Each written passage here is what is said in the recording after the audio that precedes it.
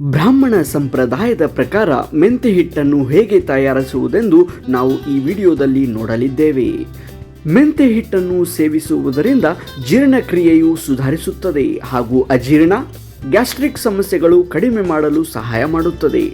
ರಕ್ತದಲ್ಲಿನ ಸಕ್ಕರೆ ಮಟ್ಟವನ್ನು ನಿಯಂತ್ರಿಸಲು ಸಹಾಯಕಾರಿ, ವಿಶೇಷವಾಗಿ ಮಧುಮೇಹ ಇರುವವರಿಗೆ. ನಾರಿನಾಂಶ ಹೆಚ್ಚಿರುವುದರಿಂದ ಮಲಬದ್ಧತೆ ಕಡಿಮೆ ಮಾಡಲು ನೆರವಾಗುತ್ತದೆ. ಮೆಂತೆ ಹಿಟ್ಟಿನಲ್ಲಿ ಪ್ರೋಟೀನ್, ಕಬ್ಬಿಣ ಹಾಗೂ ಇತರೆ ಪೌಷ್ಟಿಕಾಂಶಗಳನ್ನು ಒದಗಿಸಿ ದೇಹಕ್ಕೆ ಶಕ್ತಿ ನೀಡುತ್ತದೆ. ಕೆಟ್ಟ ಕೊಲೆಸ್ಟ್ರಾಲ್ ಅಂದರೆ LDL ಕಡಿಮೆ ಮಾಡಲು ಸಹಾಯ ಮಾಡುತ್ತದೆ ಮತ್ತು ಹೃದಯದ ಆರೋಗ್ಯವನ್ನು ಹೆಚ್ಚಿಸುತ್ತದೆ. ಹೊಟ್ಟೆ ತುಂಬಿದ ಅನುಭವ ನೀಡುವುದರಿಂದ ತೂಕ ನಿಯಂತ್ರಣಕ್ಕೆ ಸಹಾಯಕಾರಿ.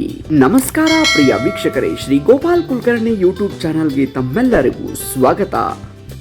ಮೊದಲಿಗೆ 1/2 ಕಿಲೋ ಕಡಲೆಬೇಳೆಯನ್ನು ತೆಗೆದುಕೊಳ್ಳಬೇಕು, ಅಂದರೆ 1/4 kg, ಮತ್ತು 2 ಸ್ಪೂನ್ನಷ್ಟು ಉದ್ದಿನ ಬೇಳೆಯನ್ನು ತೆಗೆದುಕೊಳ್ಳಬೇಕು ಮತ್ತು 1 ಚಮಚದಷ್ಟು ಮೆಂತೆ ಕಾಳನ್ನು ತೆಗೆದುಕೊಳ್ಳಬೇಕು ಮತ್ತು 1 ಚಮಚದಷ್ಟು ಜೀರಿಗೆ ಮತ್ತು 1 ಚಮಚದಷ್ಟು ಇಂಗಿನ ಪುಡಿ ಸಹ ನೀವು ಉಪಯೋಗಿಸಬಹುದು. 1 ಚಮಚದಷ್ಟು ಕಾಳುಮೆಣಸನ್ನು ತೆಗೆದುಕೊಳ್ಳಬೇಕು, 1 ಚಮಚ ಒಣ ಶುಂಠಿಯನ್ನು ತೆಗೆದುಕೊಳ್ಳಬೇಕು ಮತ್ತು 1 ಚಮಚದಷ್ಟು ಅರಿಶಿಣವನ್ನು ತೆಗೆದುಕೊಳ್ಳಬೇಕು. ನಾವಿಲ್ಲಿ ಅರಿಶಿಣದ ಬೇರನ್ನು ಉಪಯೋಗಿಸುತ್ತಿದ್ದೇವೆ. ಬನ್ನಿ ಪ್ರಿಯ ವೀಕ್ಷಕರೇ, ಮೆಂತೆ ಹಿಟ್ಟನ್ನು ಹೇಗೆ ತಯಾರಿಸುವುದೆಂದು ನಾವೀಗ ತಿಳಿಯೋಣ. Please subscribe to Shri Gopal Kulkarni YouTube channel. ಮೊದಲಿಗೆ 1/4 kgಯಷ್ಟು ಅಂದರೆ 1/2 ಕಿಲೋದಷ್ಟು ಕಡಲೆಬೇಳೆಯನ್ನು ಚೆನ್ನಾಗಿ ಹುರಿದುಕೊಳ್ಳಬೇಕು. ಇದಕ್ಕೆ ಯಾವುದೇ ಎಣ್ಣೆಯ ಅವಶ್ಯಕತೆ ಇರುವುದಿಲ್ಲ.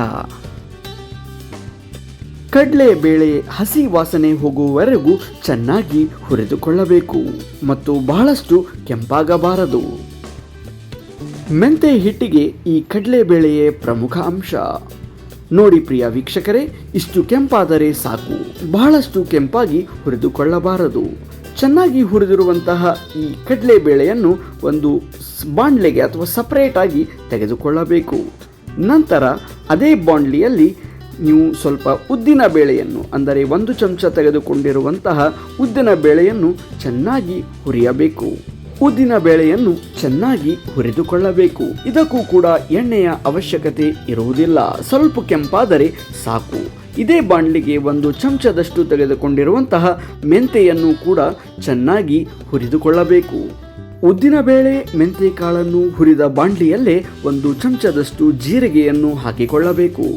ಸ್ವಲ್ಪ ಹುರಿದ ನಂತರ 1 ಚಮಚದಷ್ಟು ಕಾಳುಮೆಣಸನ್ನು ತೆಗೆದುಕೊಳ್ಳಬೇಕು ಮತ್ತು ಚೆನ್ನಾಗಿ ಹುರಿಯಬೇಕು. ಅರ್ಧ ಚಮಚದಷ್ಟು ಇಂಗನ್ನು ಹಾಕಿ ಹುರಿಯಬೇಕು. ಇಲ್ಲಿ ನಾವು ಕಾಳಿನ ಇಂಗನ್ನು ತೆಗೆದುಕೊಂಡಿದ್ದೇವೆ, ನೀವು ಪುಡಿ ಇಂಗನ್ನು ಕೂಡ ತೆಗೆದುಕೊಳ್ಳಬಹುದು. ಸ್ವಲ್ಪ ಕೆಂಪಾಗುವವರೆಗೂ ಚೆನ್ನಾಗಿ ಹುರಿದುಕೊಳ್ಳಬೇಕು. ನೋಡಿ ಪ್ರಿಯ ವೀಕ್ಷಕರೇ, ಇಲ್ಲಿ ಹೇಗೆ ಈ ಎಲ್ಲ ಕಾಳುಗಳು ಚಟಪಟ ಎಂದು ಸಿಡಿತಾ ಇದೆ. ಹೀಗೆ ಆಗಿದ್ದರೆ ಇದು ಸಂಪೂರ್ಣವಾಗಿ ಚೆನ್ನಾಗಿ ಹುರಿದಿದೆ ಎಂದರ್ಥ. ಹೀಗೆ ಮಾಡುವುದರಿಂದ ಮಿಕ್ಸಿಯಲ್ಲಿ ಇದು ಚೆನ್ನಾಗಿ ಪೌಡರ್ ಆಗುತ್ತದೆ. ನೋಡಿ ಪ್ರಿಯ ವೀಕ್ಷಕರೇ, ಇಲ್ಲಿ ನೀವು ಸ್ವಲ್ಪ ಅರಿಶಿಣವನ್ನು ಹಾಕಿಕೊಳ್ಳಬೇಕು. ನಾನಿಲ್ಲಿ ಅರಿಶಿಣ ಬೇರನ್ನು ಹಾಕಿಕೊಂಡಿದ್ದೇನೆ, ನೀವು ಅರಿಶಿಣ ಪುಡಿಯನ್ನು ಸಹ ಯೂಸ್ ಮಾಡಬಹುದು. ಬಿಸಿ ಅನ್ನಕ್ಕೆ ಮೆಂತೆ ಹಿಟ್ಟನ್ನು ಮತ್ತು ಒಂದು ಸ್ವಲ್ಪ ತುಪ್ಪವನ್ನು ಹಾಕಿ ಲಿಂಬೆಹಣ್ಣು ಹಿಂಡಿಕೊಂಡು ತಿಂದರೆ ಆ ಆನಂದವೇ ಬೇರೆ. ಚೆನ್ನಾಗಿ ಈ ಐಟಮ್ಸ್ಗಳನ್ನು ಹುರಿದ ನಂತರ 1 ಟೇಬಲ್ ಸ್ಪೂನ್ನಷ್ಟು ಒಣ ಶುಂಠಿಯನ್ನು ಹಾಕಿ ಚೆನ್ನಾಗಿ ಹುರಿಯಬೇಕು ಮತ್ತು ಗ್ಯಾಸನ್ನು ಆಫ್ ಮಾಡಬೇಕು. ಇವೆಲ್ಲವನ್ನು ಮಾಡಿದ ತಕ್ಷಣ ಇದನ್ನು ತಣ್ಣಗಾಗಲು ಬಿಡಬೇಕು.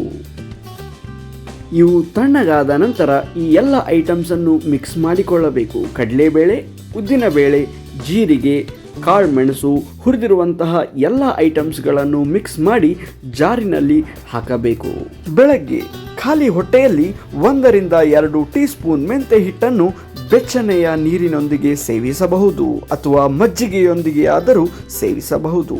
ಚಪಾತಿ ಹಿಟ್ಟಿಗೆ ಸೇರಿಸಿ ಚಪಾತಿಯನ್ನು ಮಾಡಬಹುದು. ದೋಸೆ, ಇಡ್ಲಿ ಹಿಟ್ಟಿಗೆ ಅಥವಾ ಗಂಜಿಗೆ ಸೇರಿಸಬಹುದು.